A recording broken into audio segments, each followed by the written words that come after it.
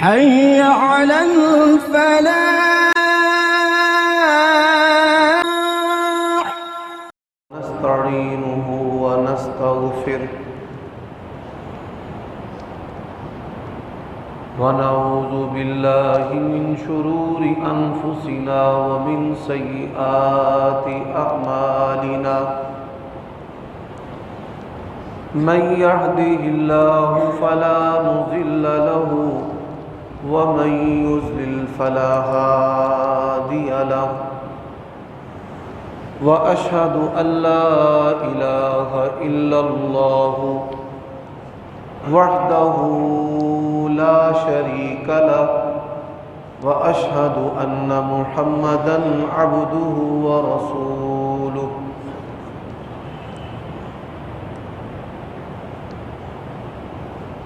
أما بعد فإن خير الحديث كتاب الله وخير الهدي هدي محمد صلى الله عليه وسلم وشر الأمور محدثاتها وكل محدثة بدعة وكل بدعة ضلالة وكل ضلالة في النار.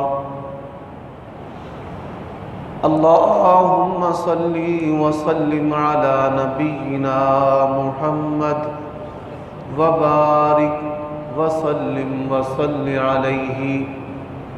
أعوذ بالله السميع العليم وبوجهه الكريم وسلطانه القديم من الشيطان الرجيم من حمزه ونفخه ونفثه. بسم الله الرحمن الرحيم. الف لام میم.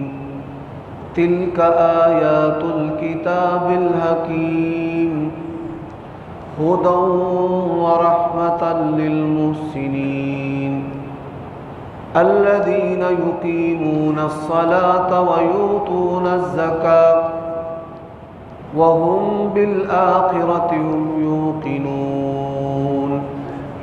أولئك على هدى من ربهم وأولئك هم المفلحون.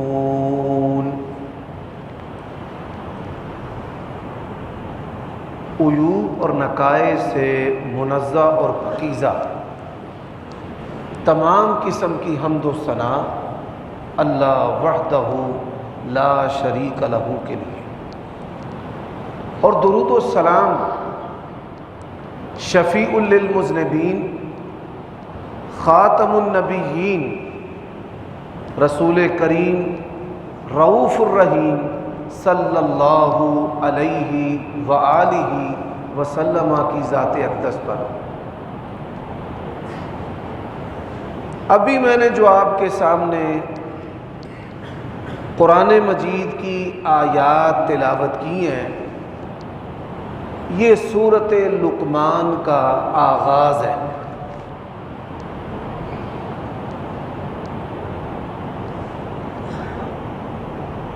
اس کا سلیس ترجمہ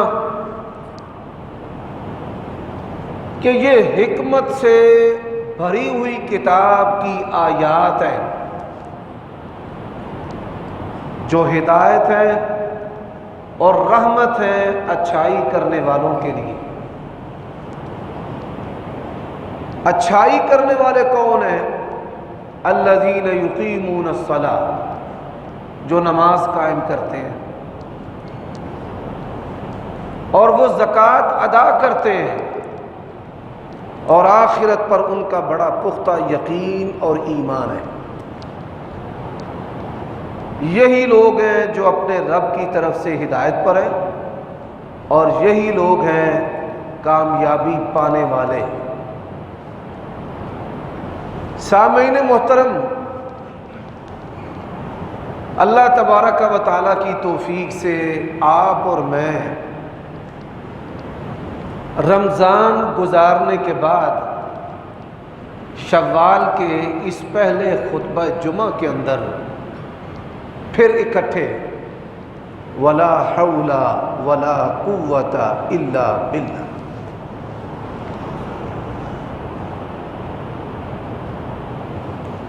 اب لوگوں کی جو کیفیات ہیں، کچھ لوگ ایسے ہیں کہ جنہوں نے اپنی اصلاح کر لی اور انہوں نے یہ پختہ ارادہ کر لیا ہے کہ وہ آئندہ سے اللہ تعالیٰ کے حکموں پر اور نبی علیہ الصلوۃ والسلام کے طریقے پر زندگی بسر کریں گے۔ اور کچھ لوگ ایسے ہیں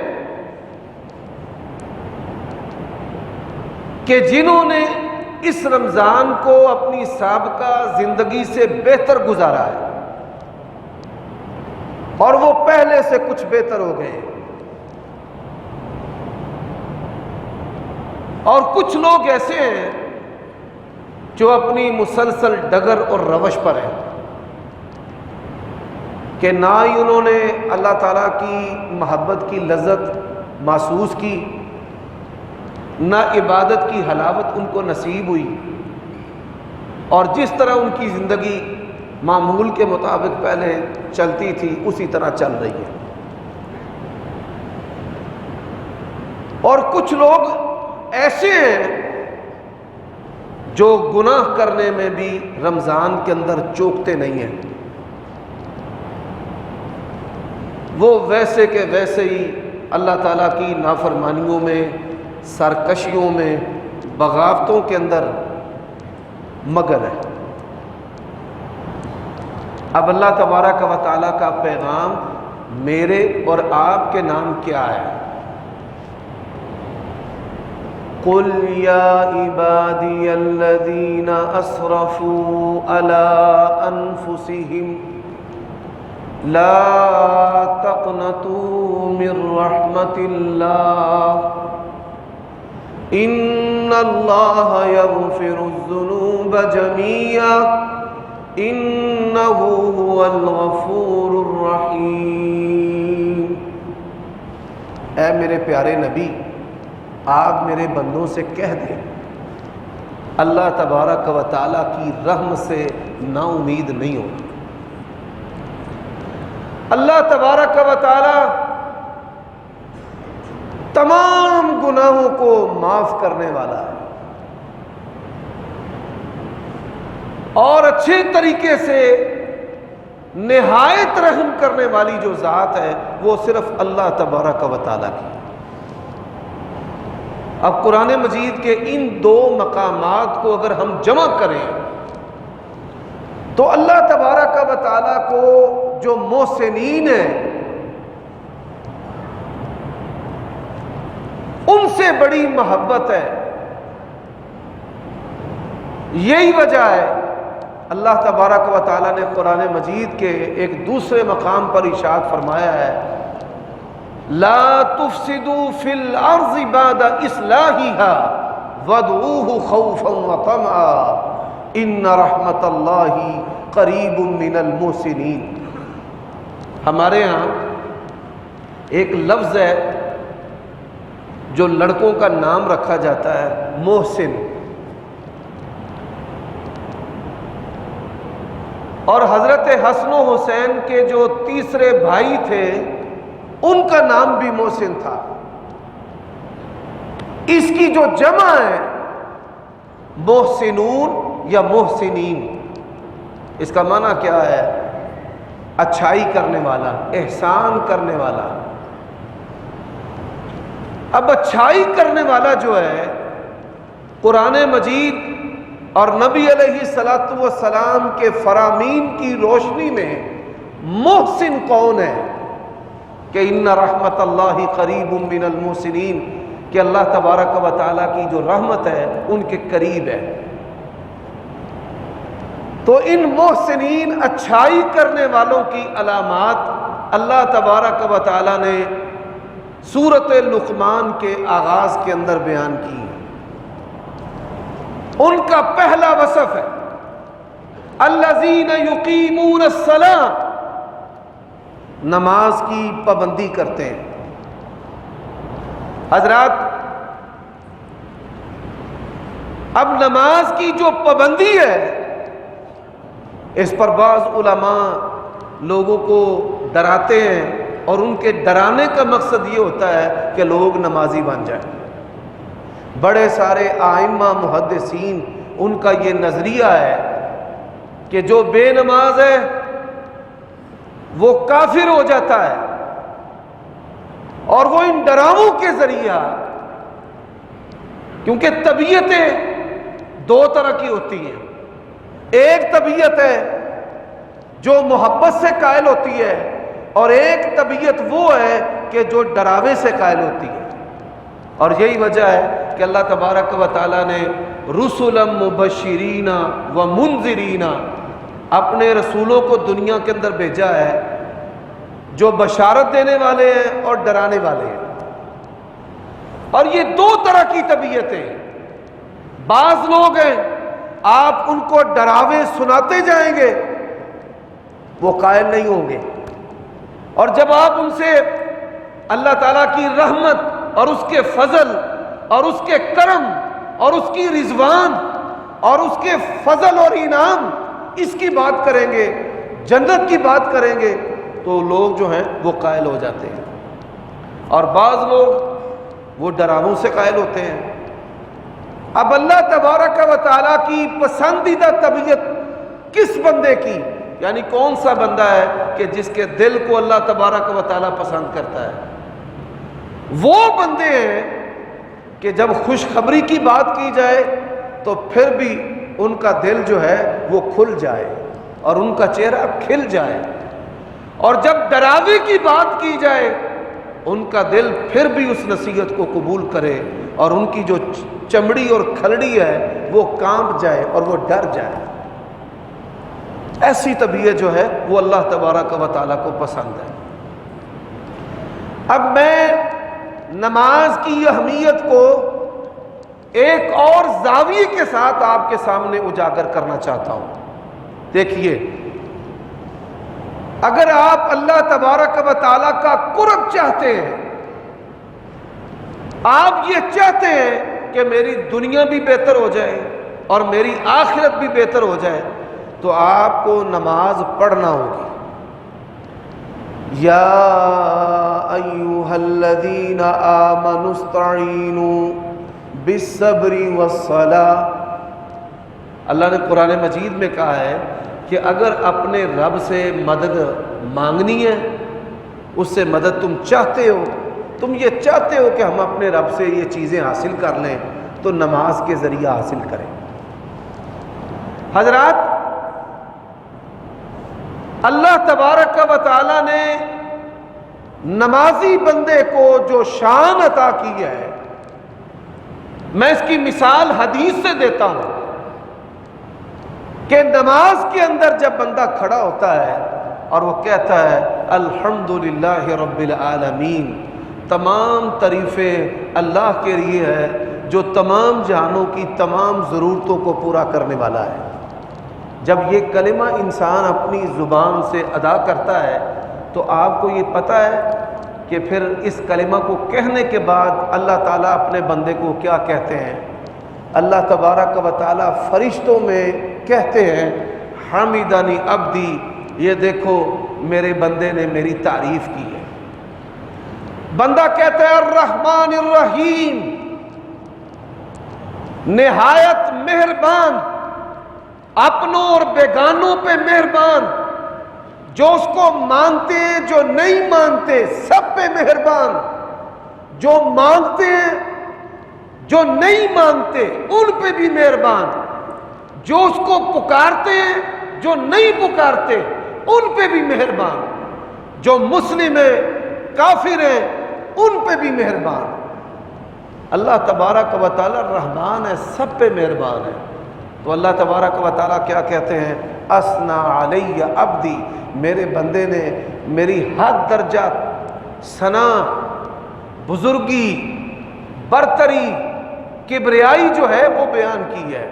اور پھر بندہ کہتا ہے مالک یوم الدین، تو اللہ تبارک و تعالیٰ فرماتے ہیں مجدنی عبدی، میرے بندے نے میری بزرگی کو بیان کیا ہے کہ قیامت کے دن کا وہ مالک ہے، جزا اور سزا کا مالک ہے، حساب اور کتاب کا مالک ہے، اور اللہ تبارک و تعالی قیامت کے دن ہر بندے سے خود بات کرے گا، اور اس انداز کے ساتھ بات کرے گا کہ اللہ تعالیٰ اور اس کے بندے کے درمیان کوئی بھی ترجمان نہیں ہوگا۔ اللہ اپنے بندے کی بولی جو ہے وہ خود سنے گا اور خود اس کو جواب دے گا اور خود اس سے استفسار اور سوال کرے گا۔ اب پھر بندہ کیا کہتا ہے؟ ایاک نعبد و ایاک نستعین۔ نبی علیہ السلام کا فرمان ہے، اللہ تعالیٰ نے سورۃ فاتحہ کو اپنے اور اپنے بندے کے درمیان آدھا آدھا تقسیم کر لیا ہے۔ ایاک نعبد کا کیا معنی ہے؟ اے اللہ ہم صرف تیری ہی عبادت کرتے ہیں۔ اللہم ایاک نعبد ولک نصلی ونسجد، یا اللہ صرف تیری عبادت، صرف تجھے ہی سجدہ کرتے ہیں، تیرے سوا کسی کو ہم سجدہ نہیں کرتے، نہ اللہ کے سوا کسی اور کی بندگی اور عبادت کرتے ہیں۔ تو اللہ تبارک و تعالیٰ فرماتے ہیں کہ یہاں تک جو صورت ہے نا، ایاک نعبد، یہاں تک اس صورت کو میں نے اپنے اور اپنے بندے کے درمیان آدھا آدھا تقسیم کر لیا ہے۔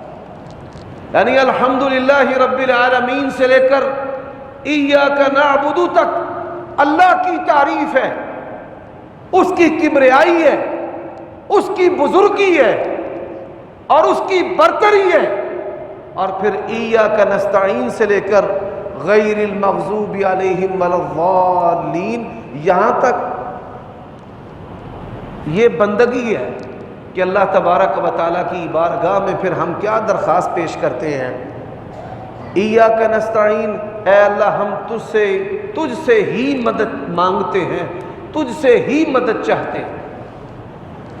اب جتنے بھی انسان کے بگڑے ہوئے کام ہیں، اللہ تبارک و تعالیٰ کے سامنے انسان نماز کے اندر کہتا ہے کہ اے اللہ میرے تمام بگڑے ہوئے کاموں میں تجھ سے مدد مانگتا ہوں، اور جو میرے کام ٹھیک سے چل رہے ہیں اے اللہ وہ چلتے رہیں، اس میں بھی میں تجھ سے مدد مانگتا ہوں۔ یہ بات یاد رکھیں، ایک کام وہ ہیں جو درست طریقے سے چلتے رہتے ہیں، یہ جو درست طریقے سے کام چلتے رہتے ہیں یہ انسان کی خوبی اور کمال نہیں ہے، یہ اللہ تبارک و تعالیٰ کا کمال اور فضل ہے۔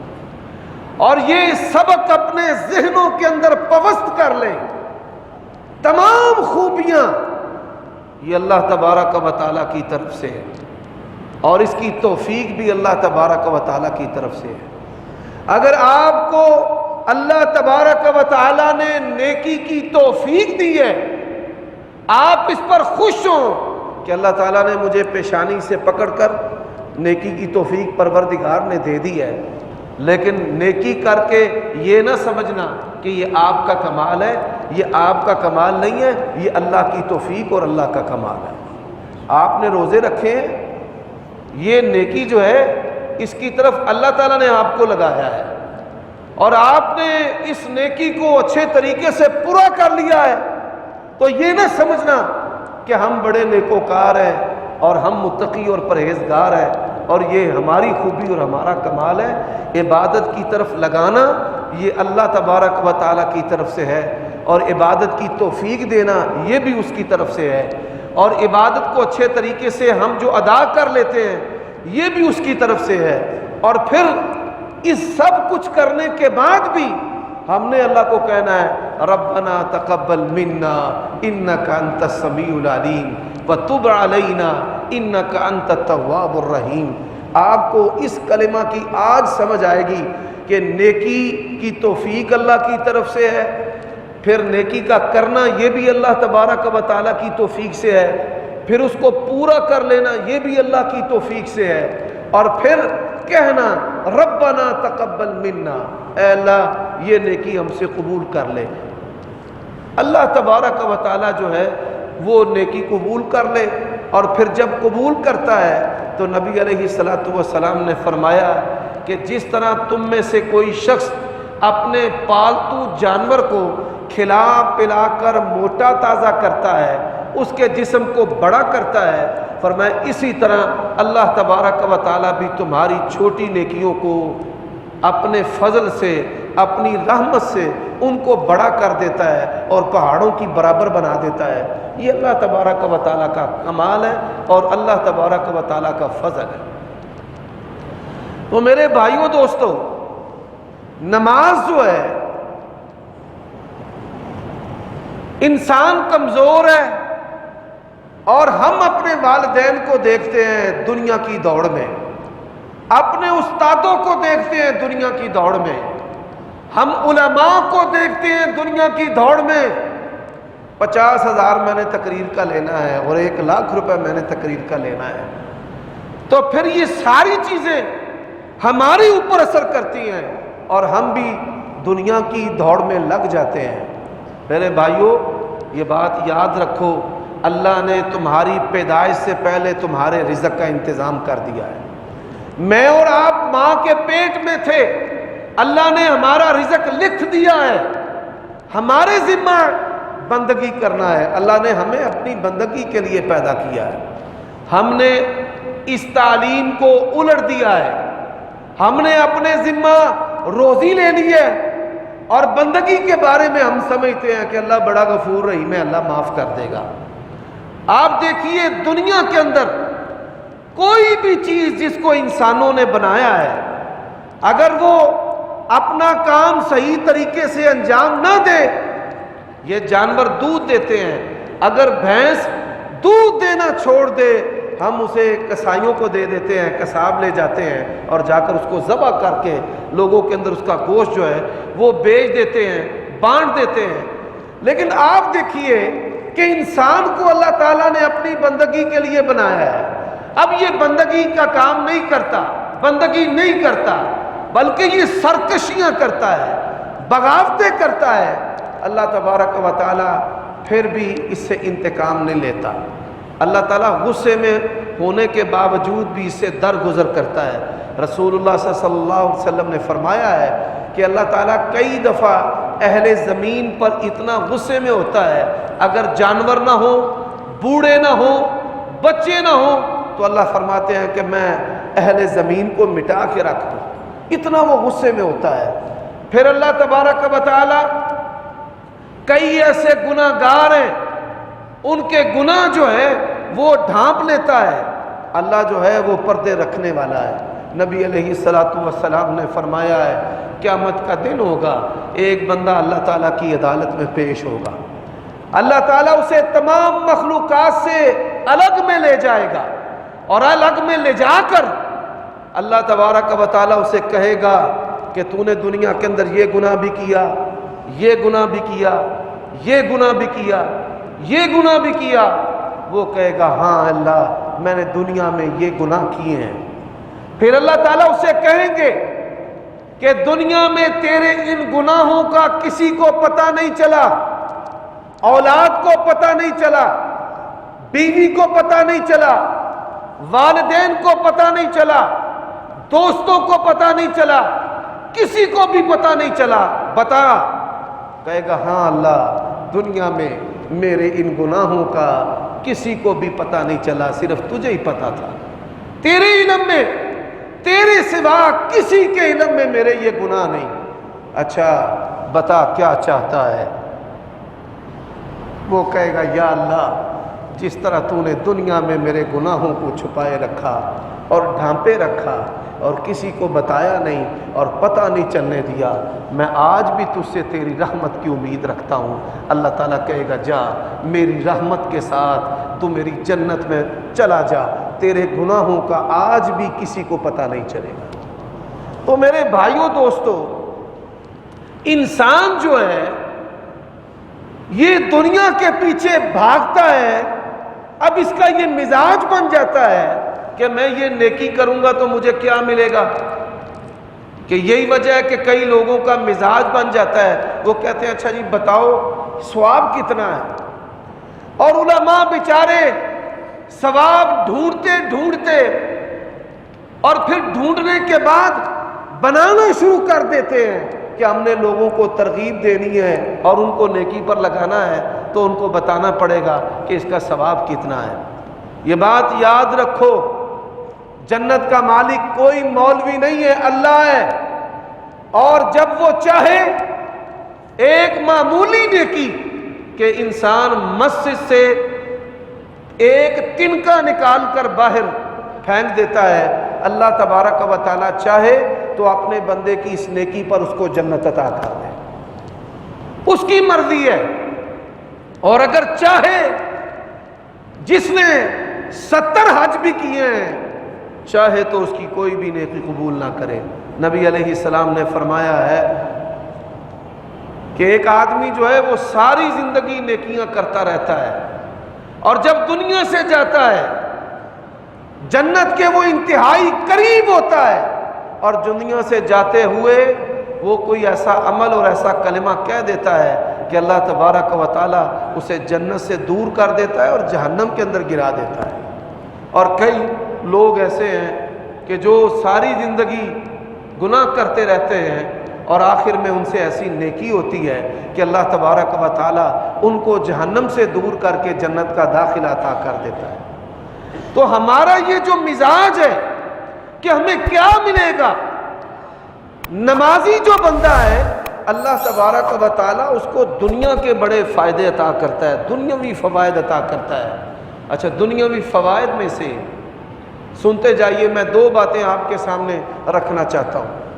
صحیح بخاری و مسلم میں ایک مشہور حدیث ہے جو آپ نے علماء سے سنی ہوئی ہے، والدین کے جب حقوق بیان کرتے ہیں کہ جریج ولی کو ماں نے بد دعا دی تو ایک ولی کو بھی ماں کی بد دعا لگ گئی، لیکن اس حدیث کے اندر نمازی آدمی کے لیے اللہ تبارک و تعالیٰ کا اتنا بڑا فضل بیان کیا گیا ہے کہ آپ سن کر حیران ہوں گے۔ جریج ولی جو ہے نماز پڑھ رہا ہے، اس کی ماں جو ہے اس کو آوازیں دے رہی ہے، اور وہ نماز کے اندر یہ سوچ رہے ہیں کہ ایک طرف میرا رب ہے اور ایک طرف میری ماں ہے، تو رب کا جو حق ہے وہ زیادہ ہے۔ آج سے پہلے اگر کوئی آپ میں سے نہیں جانتا تو آج جان لے، آپ نفل نماز پڑھ رہے ہیں، نفل نماز آپ سنتیں پڑھ رہے ہیں، فجر کی، ظہر کی نفل نماز پڑھ رہے ہیں، اور آپ کے والد یا آپ کی والدہ آپ کو آواز دیتی ہے نام لے کر، آپ کو جب آواز دی جاتی ہے تو آپ پر واجب ہے کہ آپ اپنی نماز کو وہیں پر ختم کریں اور ان کی آواز کا فوراً جواب دیں۔ نبی علیہ السلام کا خاصہ ہے کہ کوئی شخص اگر فرض نماز بھی پڑھے تو اللہ کے نبی آواز دیں تو وہ فرض بھی توڑ دے۔ یا ایھا الذین آمنوا استجیبوا للہ وللرسول اذا دعاکم، اللہ کا حکم ہے یہ قرآن مجید کے اندر۔ آپ کا باپ آپ کو کہے کہ جوتے پکڑا پانی پلا، تو آپ کے ذمہ یہ ضروری ہے، واجب ہے کہ آپ اپنی نفلی نماز کو توڑ کر، اور اگر آپ فرض پڑھ رہے ہیں تو ان کو مختصر کر کے آپ اپنے والدین کی خدمت کے اندر حاضر ہو جائیں۔ اللہ تبارک و تعالیٰ کی شان، ماں نے بد دعا دی، میری مائیں بہنیں وہ بھی خطبہ جمعہ سننے کے لیے آتی ہیں، تو میں ان کو یہ تلقین کرتا ہوں اور نصیحت کرتا ہوں۔ اللہ کے نبی نے فرمایا والدین کو اور خصوصاً ماؤں کو، یہ جو عورتیں ہوتی ہیں نا بڑی جلد باز ہوتی ہیں، ان کی طبیعت کی تیزی کی وجہ سے اور جلدی کی وجہ سے بڑی ساری خرابیاں پیدا ہوتی ہیں، گھرانے ٹوٹ جاتے ہیں، لڑائیاں ہوتی ہیں، تو یہ اپنی اولادوں کو بد دعائیں دینا شروع کر دیتی ہیں کہ تم مر جائیں، تیرا بیڑا غرق ہو جائے۔ بعض لوگوں کا بیڑا غرق مائیں بد دعائیں دے دے کر دیتی ہیں۔ اللہ کے نبی نے فرمایا اپنی اولادوں کو کبھی بھی بد دعا نہ دیا کرو، کبھی قبولیت کی گھڑی ہوتی ہے اور وہ جو بد دعا ہے اولاد کے حق میں واقع ہو جاتی ہے، تو کبھی بھی اپنی جو اولاد ہے اس کو بد دعا اور سخت کلمہ نہیں کہنا چاہیے۔ یہ بھی نہیں کہنا چاہیے کہ تواڈے بچے ہون گے تانوں آپ ہی پتہ لگ جائے گا، بلکہ ہدایت کی دعا دینی چاہیے، اور خاص اوقات میں اپنی اولاد کے لیے دعائیں کرنی چاہیے۔ ماں نے بد دعا دی کہ اللہ کوئی بدکار عورت جو ہے وہ تجھے ٹکرائے، چند دن گزرے ایک عورت جو ہے وہ بچہ لے کر آ گئی، شیطان نے اس کے دماغ کے اندر شرارت ڈالی، تو اس نے شرارت کرتے ہوئے شور مچانا شروع کر دیا، لوگ اکٹھے ہو گئے، کیا ہوا ہے؟ یہ جریج نے میرے ساتھ گناہ کیا ہے اور اس کے نتیجے میں یہ بچہ پیدا ہوا ہے۔ اچھا، لوگ جو ہیں انہوں نے نہ آؤ دیکھا نہ تاؤ، جریج کو مارنا شروع کر دیا، مار مار کر اس کو لہو لہان کر دیا۔ اچھا، اس نے کہا کہ مجھے چھوڑو، میرا جرم تو بتاؤ، میں نے کیا کیا ہے؟ اچھا، وہ اپنا جرم پوچھے، لوگ اس کو اور مارے۔ نبی علیہ السلام نے فرمایا کہ پھر ان میں سے ایک شخص آگے بڑھا تو اس نے کہا اس کو چھوڑو تو صحیح، اس کی بھی بات سنو۔ تو اس نے کیا کیا؟ اس نے لوگوں سے اپنی صفائی میں بات کرنے کی بجائے اس نے نماز شروع کر لی۔ اللہ اکبر، نماز پڑھی، اور نماز پڑھنے کے بعد سلام پھیرنے کے بعد نومولود بچہ تھا، دودھ پیتا، چھوٹا سا چند دن کا بچہ تھا، اس کے سر کے اوپر ہاتھ رکھا اور کہا بتا کہ تیرا باپ کون ہے؟ اللہ کے نبی علیہ السلام فرماتے ہیں اللہ تعالیٰ نے اس بچے کو قوت گویائی عطا کر دی، اور اس نے کہا کہ فلاں چرواہا میرا باپ ہے، میری ماں نے اس سے زنا کیا ہے، یہ رب کا جو دوست ہے یہ اس گناہ سے بالکل بری اور پاک ہے۔ تو یہ اتنا بڑا کمال اور یہ جو کرامت ہے، ایک لمحہ کے لیے آپ سوچیں کہ یہ کس وجہ سے ظاہر ہوئی ہے؟ نماز پڑھنے کی وجہ سے ظاہر ہوئی۔ یہ نماز، یہی وجہ ہے اللہ تعالیٰ نے قرآن مجید میں کہا ہے الف لام میم تلک آیات الکتاب الحکیم ھدی ورحمۃ للمحسنین۔ اچھائی کرنے والے، کون اچھائی کرنے والے؟ الذین یقیمون الصلاۃ، جو نماز پڑھنے والے ہیں وہ اچھائی کرنے والے ہیں، جو نماز پڑھنے والے ہیں۔ ان رحمت اللہ قریب من المحسنین، اللہ کی رحمت نمازیوں کے سب سے بڑھ کر قریب ہے دوسرے لوگوں کی نسبت۔ حضرات، ایک میں آپ کو اور واقعہ سناتا ہوں۔ ہمارے باپ، ہم میں سے کئی لوگوں کے نسب میں بھی باپ ہیں، لیکن روحانی طور پہ سب کے باپ ہیں حضرت ابراہیم علیہ السلام۔ حضرت ابراہیم علیہ السلام، ان کی بیوی ایک سارہ سلام اللہ علیہا، جن کے بطن سے اللہ تعالیٰ نے حضرت اسحاق کو پیدا کیا، اور دوسری جو بیوی ہیں وہ ہاجرہ ہیں کہ جن کے پیڑ سے اللہ تعالیٰ نے حضرت اسماعیل علیہ السلام کو پیدا کیا۔ آپ یہ سن کر حیران ہوں گے، او میرے بھائیوں، اللہ کی رحمت محسنین کے قریب ہے، اور محسنین کون ہیں؟ جو نمازیں پڑھنے والے ہیں۔ رسول اللہ صلی اللہ علیہ وسلم دنیا میں پیدا ہوئے ہیں، اور کس برکت سے پیدا ہوئے ہیں؟ آپ یہ سن کر حیران ہوں گے، نماز کی برکت سے پیدا ہوئے۔ آپ کا ظہور دنیا میں ہوا ہے، نماز کی وجہ سے ہوا ہے۔ اسی وجہ سے آپ کے اوصاف میں سے ایک وصف ہے المصلی، کہ سب سے بڑھ کر نماز پڑھنے والے، نماز والے نبی، نبی الصلاۃ، نماز والے نبی۔ تو نماز کی برکت سے آپ دنیا میں کیسے آئے ہیں؟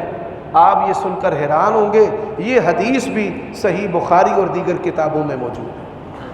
ان رحمت اللہ قریب من المحسنین، اللہ کی رحمت محسنین کے قریب ہے، اور محسنین کون ہیں؟ الذین یقیمون الصلاۃ، جو نمازیں قائم کرتے ہیں۔ آپ اپنے اندر یہ خوبی پیدا کریں نماز کی، اگر 5 نہیں پڑھی جاتی، ایک کی پابندی شروع کریں، جماعت سے نہیں پڑھی جاتی، انفرادی شروع کریں، 5 کا عدد پورا کرنے کی کوشش کریں، خواہ آپ کو اکٹھی پڑھنی پڑے، 2 کر کے پڑھنی پڑے، کہ 5 کا عدد جو ہے وہ پورا کریں۔ نبی علیہ السلام نے فرمایا کہ جو بندہ 5 نمازوں کی حفاظت کرنے والا ہے، اس عمل کے بدلے اللہ تبارک و تعالیٰ اس کو جنت کا داخلہ عطا کر دے۔ والذین هم علی صلواتہم یحافظون اولئک هم الوارثون، الذین یرثون الفردوس هم فیہا خالدون، نمازوں کی حفاظت کرنے والے سب سے جنت کے اعلیٰ درجے جنت الفردوس کے اندر ہوں گے اور ہمیشہ ہمیش کے لیے ہوں گے۔ میرے بھائیوں، آپ 5 نمازوں کی لذت سے دور ہیں۔ اللہ کے نبی کی زندگی نمازوں سے بھری ہوئی ہے۔ گھر میں داخل ہونے کی نماز، گھر سے نکلنے کی نماز، وضو کی نماز، توبہ کی نماز، انابت کی نماز، مسجد کی نماز، تحیۃ المسجد جو ہے، سورج نکلنے کے بعد کی نماز، زمین تپ جاتی ہے پھر نماز، رات کو نماز۔ اور میں یہاں علماء کو ایک بڑا نسخہ بتانا چاہتا ہوں۔ ہم جو مولوی لوگ ہیں یہ رمضان کے اندر تراویحوں میں ذرا کم نظر آتے ہیں، بڑی معذرت کے ساتھ بھائی، لیکن ایک حقیقت ہے جس کا انکار نہیں کیا جا سکتا، اور یہ حقیقت جو ہے لوگ اپنی آنکھوں سے دیکھتے ہیں۔ شیطان جو ہے وہ ہماری بیٹری اس طرح کی چارج کر جاتا ہے کہ رمضان کے اندر بھی ہمارا بدن دکھتا ہے، ہمارا سانس بھاری ہوتا ہے، ہم قیام چھوڑ کر قرآن پڑھنا شروع کر دیتے ہیں۔ یہ کئی لوگ جو ہیں مسجدوں میں آتے ہیں، آگے تراویح ہوتی ہے، اب وہ تراویح جو چور ہیں وہ کیا طریقہ اختیار کرتے ہیں، وہ قرآن مجید کھول کر بیٹھ جاتے ہیں کہ نہ ہمیں تراویح پڑھنی پڑے اور نہ ہی کوئی بندہ ہمیں آ کر یہ کہہ سکے کہ اٹھو تراویح پڑھو۔ آپ دیکھیں کیسے کیسے ٹوٹکے لوگوں نے ایجاد کیے ہوئے ہیں کہ تراویح بھی نہ پڑھنی پڑے اور کوئی ہمیں کہنے کی جرت بھی نہ کرے۔ تو میں ان کو یہ کہتا ہوں کہ یہ قیام اللیل کا وقت ہے، یہ تلاوت قرآن کرنے کا بیٹھ کے وقت نہیں ہے، یہ قیام اللیل کا وقت ہے۔ اگر قرآن کھولنا ہے قیام کے اندر کھولو، نماز کے اندر کھولو۔ یہاں بیٹھ کر تراویح بھی چھوڑ دیتے ہو اور لوگ جو ہیں وہ تمہیں کہنے کی جسارت بھی نہیں کرتے۔ یہ کیا طریقہ تم نے اختیار کیا ہوا ہے؟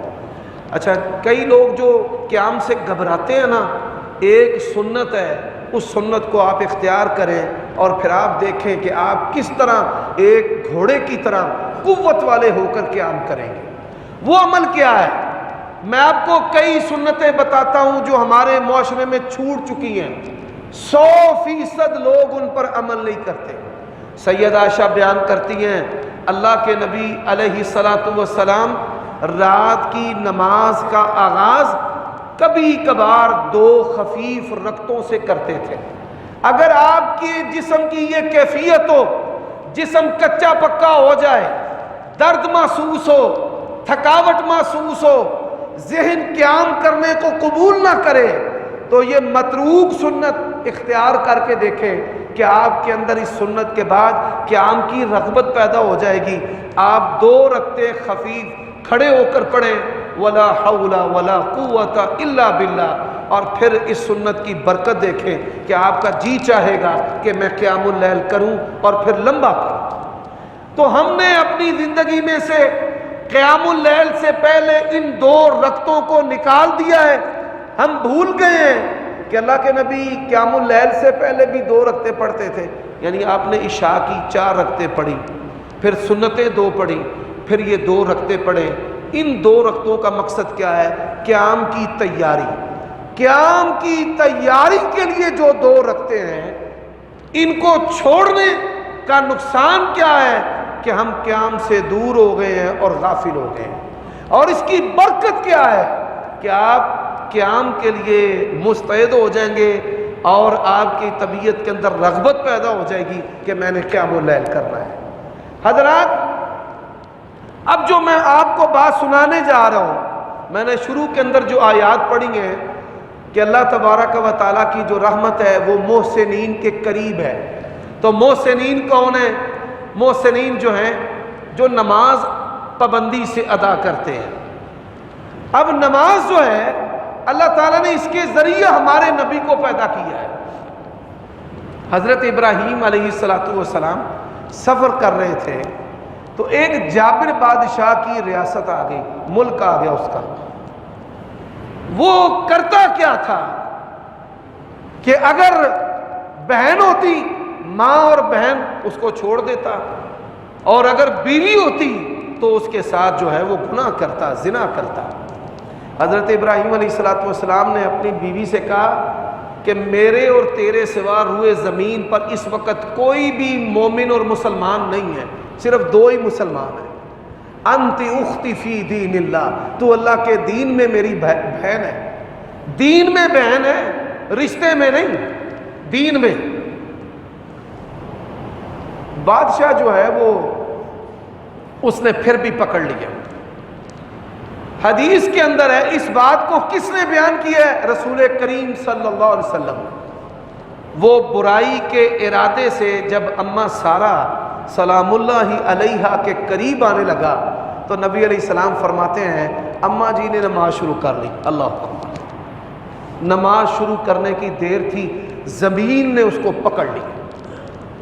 اچھا، جب زمین نے پکڑا نا تو اس نے سمجھا یہ کوئی جادوگر نہیں ہے، کوئی جنی ہے کہ جس نے جادو کی وجہ سے میرے اوپر اثر کر دیا ہے۔ اس نے بڑی آہوزاری کی، مجھے معاف کر دو، چھوڑ دو، آئندہ ایسے نہیں کرتا۔ تو انہوں نے کہا ٹھیک ہے، میں نے تمہیں معاف کیا۔ یہ جو اللہ والے لوگ ہوتے ہیں ان کی خوشی غمی محبت بغض بھی اللہ کے لیے ہوتا ہے۔ اس نے پھر دوبارہ یعنی پوری تیاری کے ساتھ جوڑ توڑ کر لیا کہ اب کو مجھ پر اثر نہ ہو۔ پھر جب برائی کی نیت سے قریب آنے لگا تو اماں سارہ نے پھر جو ہے وہ نماز شروع کر لی۔ اب جب دوبارہ نماز شروع کی، زمین نے اس کو حلق تک پکڑ لیا، دنسا لیا اپنے اندر۔ وہ ڈر گیا اور اس نے کہا کہ میں اب پختہ توبہ کرتا ہوں، آپ مجھے اللہ کے لیے معاف کر دیں۔ اچھا، اماں سارہ نے معاف کر دیا، زمین نے بھی چھوڑ دیا۔ باہر نکلا، آپ دیکھیں نماز کی برکت سے اماں سارہ کی عزت محفوظ۔ نماز کی دوسری برکت، اس بادشاہ نے توبہ کر لی۔ تیسری برکت، اس نے اسلام قبول کر لیا۔ چوتھی برکت، اس نے اپنی بیٹی شہزادی ہاجرہ حضرت ابراہیم علیہ السلام کو دے دی کہ آپ میری بیٹی کو بیوی بنا کر رکھ لیں۔ اور پھر اماں ہاجرہ ان کے بطن سے اللہ تعالیٰ نے حضرت اسماعیل کو پیدا کیا، اور اسماعیل سے اللہ تعالیٰ نے ہمارے پیارے نبی کو پیدا کیا۔ تو یہ نماز کی برکات ہیں، اور یہی وہ چیز ہے کہ جس کے بارے میں اللہ نے کہا ہے کہ میرے بندو، میری رحمت اچھائی کرنے والوں کے محسنین کے قریب ہے۔ تو محسنین کون ہیں؟ جو نماز پڑھتے ہیں۔ آپ پر قرض ہے، نماز پڑھیں۔ آپ کے بچوں بچیوں کے رشتے نہیں ہوتے، نماز پڑھیں۔ آپ بے گھر ہیں، کرائے پہ کھجل کھار ہوتے ہیں، نماز پڑھیں۔ آپ بیماریاں نہیں چھوڑتی، نماز پڑھیں۔ جنات اور جادو سے جکڑے ہوئے ہیں، نماز پڑھیں۔ ان رحمت اللہ قریب من المحسنین۔ اللہ تعالیٰ آپ کو اور مجھے اور ہماری اولادوں کو پکا سچا نمازی بننے کی توفیق عطا فرمائے۔